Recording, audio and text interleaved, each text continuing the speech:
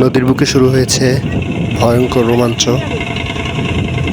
রামচন্দ্রপুর থেকে নারায়ণগঞ্জের পথে ছুটে চলছে রামচন্দ্রপুরের একমাত্র যাত্রীবাহী লঞ্চ এমভি মিশু। আর তার পাশেই আছে এক বিশাল বাল্কহেড। এখন শুরু হয়ে গেছে তুমুল গতির লড়াই। একদিকে যাত্রীবাহী লঞ্চ মিশু, অন্যদিকে শক্তিশালী বাল্কহেডের গর্জন।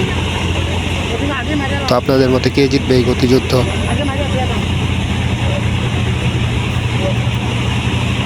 তো দেখা যাক কে জিতে। বর্তমানে নারায়ণগঞ্জ টু চাঁদপুর রুটে লঞ্চগুলো খুব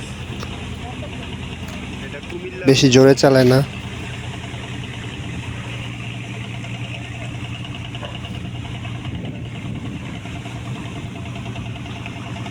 তো যদি ভিডিওটা ভালো লাগে তাহলে চ্যানেলটা সাবস্ক্রাইব করে দিবেন আর আপনাদের মতামত কমেন্টে জানাবেন।